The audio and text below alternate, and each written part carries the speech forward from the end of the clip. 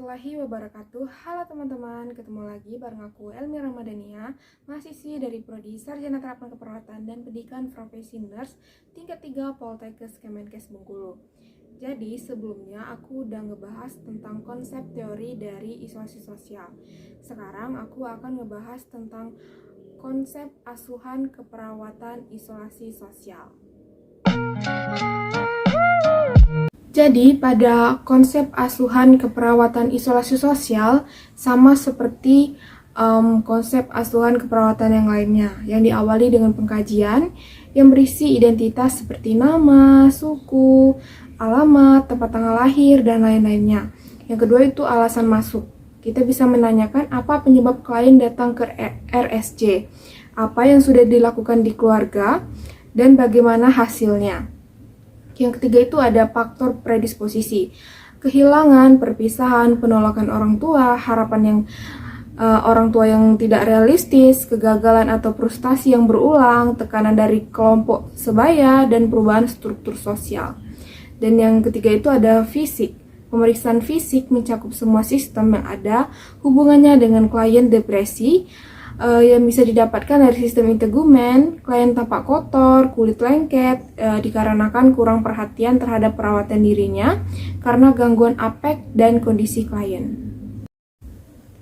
Selanjutnya ada psikososial konsep diri. Yang pertama itu adalah gambaran diri, yaitu menolak, melihat, dan menyentuh bagian tubuh yang berubah atau tidak menemukan perubahan tubuh yang telah terjadi atau yang akan terjadi. Yang kedua itu adalah ideal diri, mengungkapkan keputusan karena penyakit yang terjadi, mengungkapkan keinginan yang terlalu tinggi.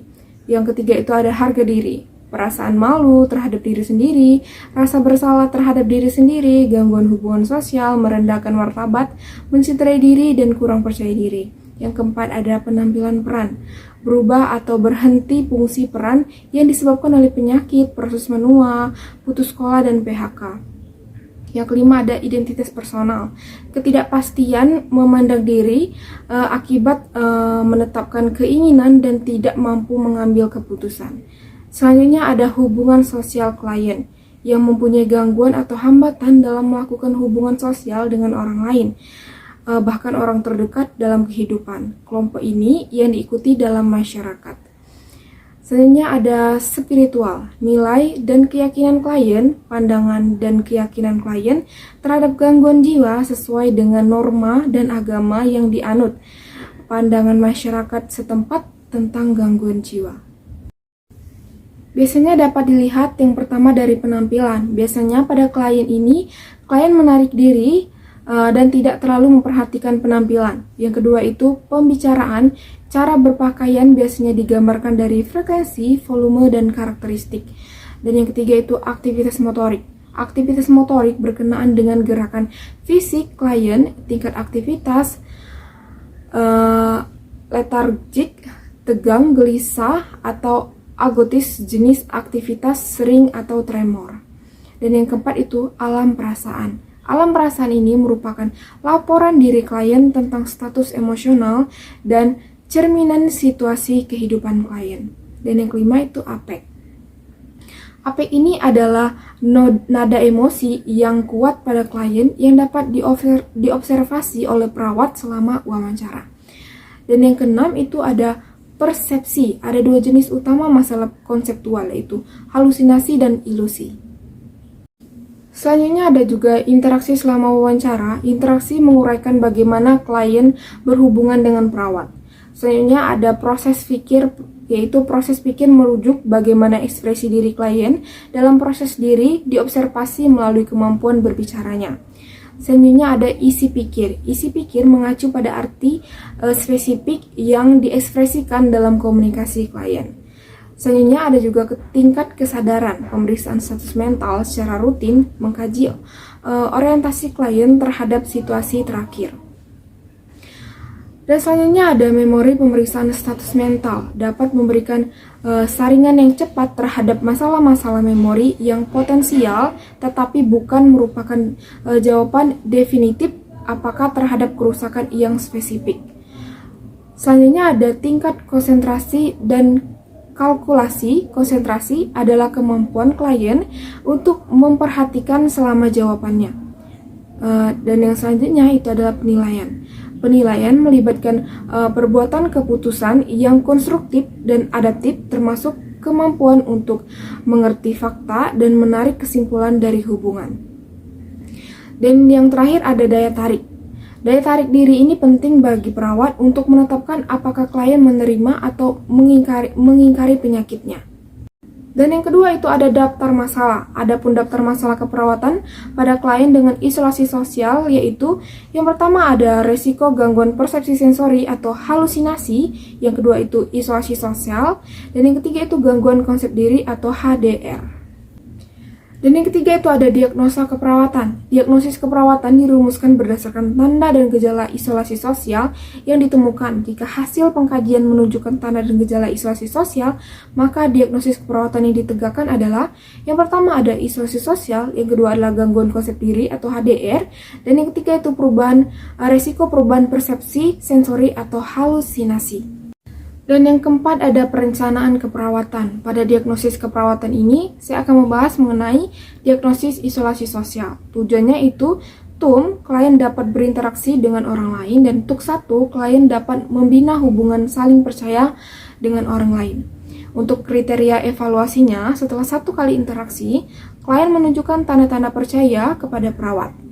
Dapat dilihat dari ekspresi wajah cerah atau tersenyum, mau berkenalan, ada kontak mata, bersedia menceritakan perasaan, dan bersedia mengungkapkan masalah. Untuk intervensinya tersendiri yaitu bina hubungan saling percaya dengan mengemukakan prinsip komunikasi terapeutik. Yang pertama itu ada mengucapkan salam terapeutik, sapa klien dengan ramah, baik verbal maupun non-verbal, berjabat tangan dengan klien, memperkenalkan diri dengan sopan, tanyakan nama lengkap klien dan nama panggilan yang disukai klien. Jelaskan tujuan pertemuan, membuat kontak topik, waktu, dan tempat setiap kali bertemu klien. Tunjukkan sikap empati dan menerima klien apa adanya. Lalu beri perhatian pada klien dan perhatian kebutuhan dasar klien. Selanjutnya ada strategi pelaksanaan pada klien isolasi sosial.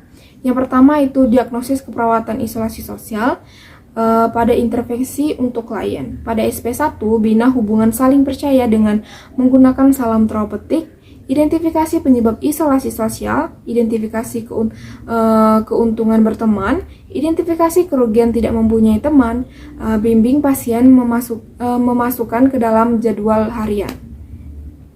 Untuk SP2-nya itu evaluasi masalah sebelumnya, lalu berikan pujian. Latih pasien cara berkenalan dengan orang yang pertama, yaitu perawat. Yang ketiga itu masukkan ke dalam jadwal harian. SP3 yang pertama ada evaluasi kegiatan sebelumnya, yaitu cara berkenalan dengan satu orang yaitu perawat.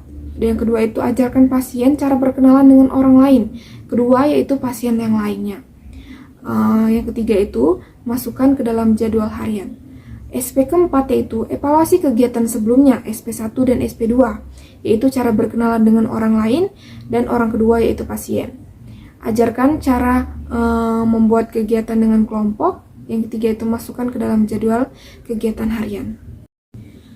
Selanjutnya ada intervensi untuk keluarga klien dengan isolasi sosial. Untuk SP1-nya, yang pertama itu identifikasi masalah yang dihadapi dalam menghadapi pasien. Yang kedua itu jelaskan tentang isolasi sosial. Yang ketiga itu jelaskan tentang cara merawat pasien dengan isolasi sosial. Dan yang keempat itu latih stimulus. Dan yang kelima itu RTL keluarga atau jadwal untuk merawat pasien. Untuk SP2, yang pertama itu ada evaluasi kemampuan SP1, latih langsung ke pasien. Yang ketiga itu RTL keluarga atau jadwal untuk merawat pasien. SP3 yaitu evaluasi kemampuan SP2. Yang kedua itu latih langsung ke pasien. Dan yang ketiga itu RTL keluarga atau jadwal untuk merawat pasien. Untuk SP keempat itu ada evaluasi kemampuan keluarga. Yang kedua itu evaluasi kemampuan pasien. Dan yang ketiga itu rencana tindak lanjut keluarga. Baiklah teman-teman, itulah materi yang dapat saya sampaikan mengenai konsep asuhan keperawatan isolasi sosial. Lebih dan kurang saya mohon maaf. Saya akhiri, wabillahi taufiq wal hidayah. Wassalamualaikum warahmatullahi wabarakatuh. Bye bye, sampai jumpa di next video.